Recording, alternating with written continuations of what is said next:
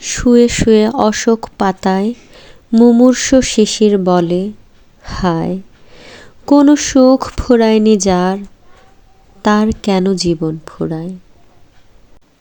যখন সময় উত্তাপ হয়, যখন আকাশেও স্নিগ্ধ মেঘের অভাব, শীতল বৃষ্টিরা তখন হারিয়ে যায়।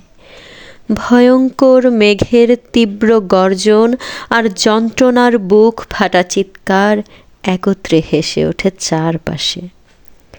তখন এই বিষাক্ত জীবন আর সহ্য হয় না। ঘৃণ্য সময়ে ঘিরে আসে আমার ক্লান্তিময় দিনের চারপাশে। কারো চোখে নেই নির্ভরতা, কারো কণ্ঠে নেই আন্তরিকতা। সুখ পাখির খোঁজে কেবলই আকাশের পানে তাকিয়ে থাকা আমি। দগ্ধ বেদনারাও হাসছে, আর আমি একা দাঁড়িয়ে আছি সীমান্তের শেষ প্রান্তে। বর্তমানের মহাশূন্যে খুঁজে বেড়াচ্ছি আমার অস্তিত্ব।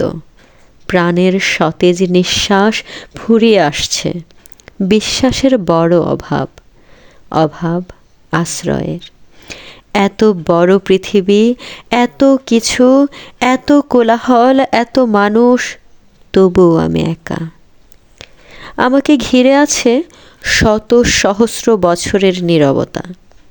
এই যে এত কথা, এত ব্যস্ততা, এত কাজ, এত ঘোরাঘুরি, সবই সময়ের প্রয়োজনে, জীবন যাপনের তাগিদে। কিন্তু চারপাশ তবুও নিশ্চুপ। জীবনের চাকা একেবারেই অচল। সামনে এগোতে পারছি না। রক্তাক্ত হৃদয় থেকে কেবলই কষ্ট ঝরছে। দু চোখে অবারিত ফুটছে বৃষ্টির ফুল। শূন্য অনুভূতি। ভাবনার জগৎ যেন মরুভূমিতে পরিণত আজ।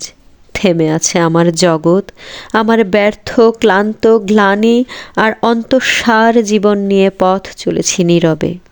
পৃথিবীকে চিৎকার করে জিজ্ঞেস করতে ইচ্ছে করছে, তুমি এত নির্মম কেন? আশা, সে তো সত্যিই মরীচিকা। এর পেছনে ছুটছি আর ছুটছি। জীবনের সৌন্দর্যতা আছে ভেবে মাঝে মাঝেই মনে হয় চঞ্চলতাই জীবন। বেঁচে থাকার নামই হয়তো জীবন।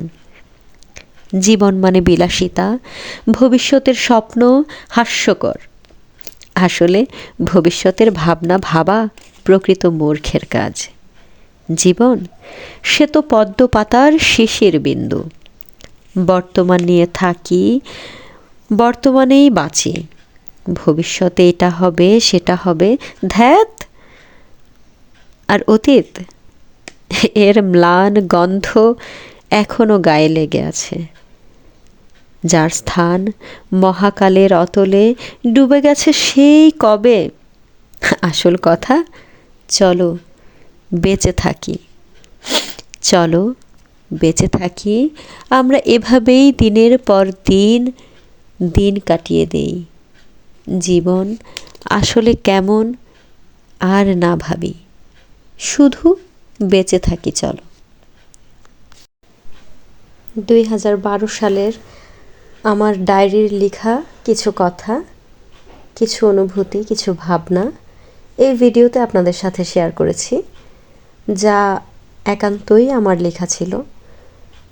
দৈনন্দিন জীবনের ছোট ছোট ভিডিও, ছোট ছোট অনুভূতি, ঘটনার সাথে আমার সেই 10 বছর 12 বছর আগের চিন্তা ভাবনা লেখাগুলো আপনাদেরকে শোনানো, এই আর কি।